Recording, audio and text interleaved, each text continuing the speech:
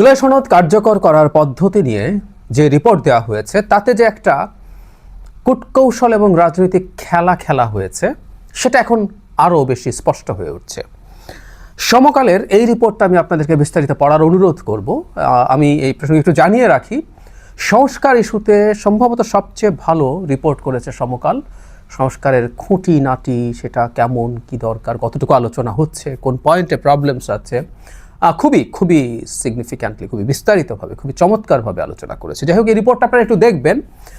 এখন প্রশ্ন হচ্ছে, বিএনপিকে চাপ দিয়ে, বিএনপিকে ঠ্যাক দিয়ে, বিএনপিকে ব্ল্যাকমেইল করে, খানিকটা ব্ল্যাকমেইল কি সেটা, ঠ্যাক কি নিয়ে সেটা নিয়ে কথা বলবো, যে কিছু দাবি মানানোর জন্যই আসলে এটা একদম পরিকল্পিত একটা নাটক, এটা এখন খুব স্পষ্ট।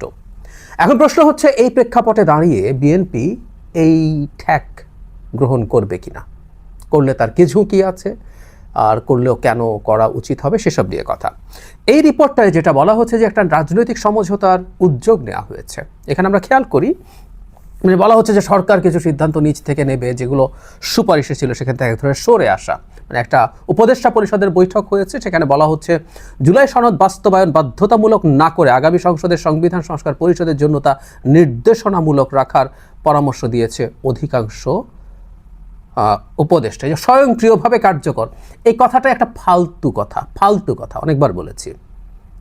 270 দিনের মধ্যে যদি মানে সংবিধান সংস্কার পরিষদ যদি এটা কার্যকর না করেন, এটা স্বয়ংক্রিয়ভাবে হয়ে যাবে। এটাকে এখন নাকি বলা হচ্ছে নির্দেশনামূলক রাখা হবে। এটা ফালতু কথাটা সরিয়ে নেওয়া হচ্ছে। ফানটা হচ্ছে এই জায়গায় যে কোনোভাবেই এটা আসলে করা যায় না, কিন্তু যেটা রাখা হলো, এখন সরকার বলবে দেখো আমরা কিন্তু এখান থেকে সরে এসেছি। তারপর যেমন বলা হচ্ছে নির্বাচন ও গণভোট একদিনে, মানে আমরা খেয়াল করব বিএনপি এটা বলছে, সো এটা তারা মেনে নেওয়ার কথা দেখাচ্ছেন। এবং খুঁটিনাটি আইনগতভাবে খুঁটিনাটি দেখে প্রধান উপদেষ্টা রাষ্ট্রপতির মাধ্যমে জুলাই জাতীয় সনদ বাস্তবায়ন আদেশ জারির অভিমত দেওয়া হয়েছে বলছে। এখানে মানে প্রধান উপদেষ্টা কোনোভাবেই পারেন না। আমরা দীর্ঘ সময় কথা বলেছি, এই প্রত্যেকটা আলাপ আনা হয়েছে আসলে এই যে সরকার ছাড় দিচ্ছে, এই আলাপগুলো থেকে সরাসরি একটা ফালতু কতগুলো কথা আনা এবং দেখানো যে দেখো আমরা কিন্তু অনেক ছাড় দিচ্ছি। বাংলাদেশ এক্সিস্টিং কনস্টিটিউশনের মধ্যে আছে, সুতরাং এর মধ্যে থেকে শাহাবুদ্দিন চুপ্পু, আমি ব্যক্তিগতভাবে তাকে একেবারেই পছন্দ করি না, করতাম না।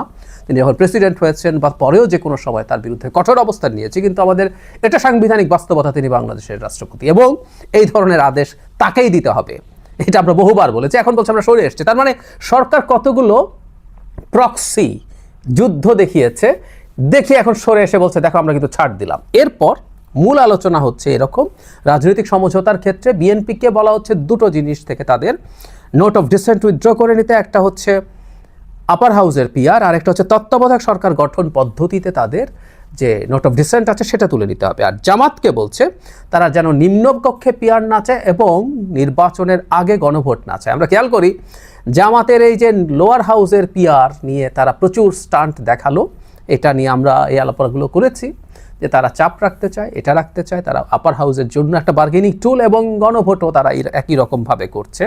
সো এই দুটো জামাত সরিয়ে নিলে বিএনপির ওই দুটো সরিয়ে নিতে হবে। তাহলে আমরা খেয়াল করি জামাতের দাবি দুটো একেবারেই ফালতু। লোয়ার হাউসে পিআর জামাত ছাড়া, মানে ইসলামী আন্দোলন সাথে শরিক হয়েছে। এই ইসলামী আন্দোলন শেখ হাসিনার সময় কেমন ছিল কি ছিল আমরা খুব ভালো মতো জানি। যাই হোক, তারা এসে যোগ হয়েছে। তবে হ্যাঁ, জামাতের পিআরের দাবি খুব নতুন না, তারা অনেক আগেই পিআরের দাবি অনেকবার করেছেন, অনেক আগে করেছেন, যদি হঠাৎ করে মাঠে এত অ্যাক্টিভ হয়েছেন। অথচ তাদের এই 5 আগস্টের পরবর্তী সময়ে বা ঐকমত্য কমিশন তার আনুষ্ঠানিক কার্যক্রম শুরু করার পর এই ব্যাপারে তাদের খুব বেশি মাথা ব্যথা ছিল না। সো এটা একটা ফালতু দাবি বলছি, কারণ বাংলাদেশের জনগণের মেজরিটির মানে একেবারে কনসেনসাস আছে, এমনকি এখানে যে আলোচনা হচ্ছে সেখানেও। সো একেবারে ফালতু একটা দাবিকে সে সামনে এনেছে ব্লাফ দেওয়ার জন্য। এবং গণভোট আগে, এটাও কোনো কার্যকরী ইস্যু ছিল না বাংলাদেশের মানে এক্সিস্টিং সিস্টেমের মধ্যে। আমরা যে অবস্থায় আছি, আমাদের আইন শৃঙ্খলার অবস্থা যে জায়গায় আছে, দুটো নেশন ওয়াইড ইলেকশন 3-4 মাসের ব্যবধানে করা, 3 মাসের ব্যবধানের মধ্যে করার মতো একেবারে ক্যাপাবিলিটি আমাদের নাই। সো এটা দিয়ে তারা এ দুটোকে সরিয়ে বিএনপিকে ওই দুটো দাবি মেনে নিতে বলছে। বিএনপির দাবি মেনে নেয়া বা না নেয়া ইজ এ ডিফারেন্ট ডিবেট।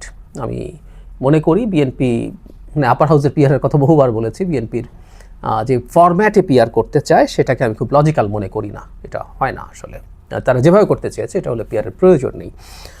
এবং তত্ত্বাবধায়ক সরকার নিয়েও সে চিন্তা করবে কিনা সেটা তার ব্যাপার। এখানে দেখলাম যে আমরা জনাব তারেক রহমানের সাথে সরাসরি আলোচনার জন্য সাজেস্ট করা হয়েছে এবং এখানে বলা হচ্ছে এক ধরনের ইঙ্গিত আছে বিএনপি আপার হাউসের পিআরটা বিবেচনা করবে এবং প্রধান উপদেষ্টাকে সম্ভবত দায়িত্ব দেওয়া হয়েছে বিএনপির সাথে আলোচনা করার জন্য। এখন আমি যে কথাটা বলতে চাই সেটা হচ্ছে রাজনৈতিক সমঝোতা হওয়া ভালো যে কোনো বিবেচনায়, কিন্তু সমস্যা হচ্ছে যে পদ্ধতিতে এটা করা হলো ঠ্যাক দিয়ে। বিএনপিকে ঠ্যাকটা কিসের? এটা না হলে ইলেকশন হবে না, ইলেকশন ভণ্ডুল করিয়ে দেব, ইলেকশন হতে দেব না। এবং ইলেকশন যদি না হয় যে দলটা ক্ষমতায় যাবে বলে ওয়াইড স্প্রেড পারসেপশন আছে এবং এটাই সম্ভবত ঘটতে যাচ্ছে। সিটের সংখ্যা কি হয় না হয় সেটা ভিন্ন আলোচনা। জামাত ক্ষমতায় চলে যেতে পারে, ইসলামী যে দলগুলো আছে তার সাথে জোট, সাথে আওয়ামী লীগের কিছু ভোট যোগ হলে ক্ষমতায় চলে যেতে পারে। এটা খোয়াবের বেশি কিছু না, সিট বাড়তে পারে। তো যাই হোক, বিএনপি ক্ষমতায় যেতে পারে। এখন বিএনপি যদি নির্বাচন না পায়, তার ক্ষমতায় যাওয়া হচ্ছে না, সুতরাং বিএনপির সামনে এই প্রেক্ষাপট তৈরি করা হয়েছে, তুমি যদি এই জিনিসগুলো এগ্রি না করো, এগুলো যদি না হয়, তাহলে নির্বাচনই অনিশ্চিত হয়ে যাচ্ছে। সো বিএনপির সামনে আসলে এটাই তাকে একরকম ব্ল্যাকমেইল করা হচ্ছে। এখন প্রশ্ন হচ্ছে এই ব্ল্যাকমেইলিংয়ের মাধ্যমে যদি দাবি যারা আছেন আদায় করা যায়, সেটা খুবই মর্মান্তিক হবে। বিশেষ করে আমরা রাজনৈতিক দলগুলোর মধ্যে ইন্টারাকশন, রাজনৈতিক দল একজন অপরজনকে চাপ দেওয়াটা মেনে নিতে পারি, কিন্তু এটার মধ্যে যখন জাতীয় ঐক্যমত্য কমিশন ইটসেলফ ইনভলভড হয় এবং যেটার প্রধান উপদেষ্টা তারা ইনভলভড হন, তখন এটা দিনের শেষে রাজনীতিতে অস্থিতিশীলতা বাড়িয়ে দেবে, অবিশ্বাস বাড়িয়ে দেবে। এবং পরবর্তী পর্যায়ে আমরা বাংলাদেশের এটা মানতে আমার কোনো দ্বিধা নেই যে আমরা এখনও খুবই ভালো গণতান্ত্রিক ব্যবস্থার মধ্যে ঢুকে পড়িনি। আমরা আমাদের নিজস্ব কনফ্লিক্ট আমরা ডেমোক্র্যাটিক্যালি রেজলিউশনের জন্য এখনও খুব বেশি প্রস্তুত হয়ে উঠিনি। সুতরাং নির্বাচনের পর বিএনপি যদি ক্ষমতায় আসে, দলগুলোর মধ্যে দ্বন্দ্ব সংঘাত আরও বাড়বে না, এটা উড়িয়ে দেওয়া যায় না। কারণ নির্বাচনের আগে যেভাবে ঠ্যাক দিয়ে এই কাজগুলো করা হয়েছে, এটা অত্যন্ত বাজে এক্সাম্পল হিসাবে থাকবে যদি বিএনপি অ্যাগ্রি করে। আর একটা কথা আমি প্রায় বলি, বাংলাদেশের মতো দেশে নির্বাচনের আগে জয় পরাজয় একটা গুরুত্বপূর্ণ বিষয় ম্যাটার করে। বিএনপি তার মারাত্মক ঝুঁকি নিয়ে, সুনামের ঝুঁকি নিয়ে, কারণ বিএনপিকে বিশেষ করে যারা এগুলো বোঝেন, আমাদের সিভিল সোসাইটি, আমাদের কনসাস এডুকেটেড মিডল ক্লাস, তারা বিএনপির এই কিছু নোট অফ ডিসেন্টকে, বিশেষ করে আপার হাউসের পিআরকে খুব স্ট্রংলি ক্রিটিক করেছেন। এবং বিএনপি তার এই সুনামের ঝুঁকি গ্রহণ করে মাসের পর মাস গেছে এবং এখন শেষ পর্যন্ত যদি এটাকে স্থির রাখতে না পারে, অনেক সময় এটা হয় যে সঠিক জিনিসটাও শেষ মুহূর্তে না মেনে নেওয়া উচিত তাদের পলিটিক্যাল ক্যালকুলেশনের স্বার্থে। আবার ওই যে সামনে সেই অস্থিতিশীলতা তৈরির একটা হুমকি আছে যে এটা যদি মেনে না নেয়। এবং বিএনপি দীর্ঘদিন তার এই বদনাম সে গ্রহণ করেছে যে সে সংস্কার চায় না এবং সেটার মাধ্যমে শেখ হাসিনা হয়ে উঠতে চায় জনাব তারেক রহমান, বা এখনও তারা যেটা বলেছে এটাকেও সংস্কারের বিপরীত অবস্থান দেখাচ্ছে। বিএনপির নোট অফ ডিসেন্টের বাইরেও যে পরিমাণ বিষয় তাদের ঐক্যমত্য আছে, এগুলো খুবই বড় সংস্কার বলে আমি মনে করি। এবং গণভোট নির্বাচনের দিন হয়তো আসলে কোনো সমস্যা নেই, বরং সেটাই বেটার বলে আমি মনে করি। কিন্তু তারপরও এই ন্যারেটিভ তৈরি করার চেষ্টা হয়েছে, ক্রমাগত সেটা চলছে। সবচেয়ে দুর্ভাগ্যজনক হচ্ছে সরকার এখানে এবং ঐক্যমত্য কমিশন সবাই বিএনপির বিরুদ্ধে গিয়ে জামায়াত এনসিপি এদের সাথে কাজ করেছে এবং জামায়াত এনসিপি কতগুলো ব্লাফ দিয়েছে, কতগুলো প্রক্সি যুদ্ধ তৈরি করেছে। এটা এখন সবচেয়ে বড় সংকটের জায়গা, সেটা হচ্ছে বিএনপি এখন এটা মানবে কিনা। জনাব তারেক রহমানের সাথে প্রধান উপদেষ্টা কথা বলবেন, আমরা চাই সংকটের একটা সুরাহা হোক, সমাধান হোক, কিন্তু খুবই বাজে একটা এক্সাম্পল হয়ে থাকলো আমাদের জন্য এটা ভবিষ্যতে।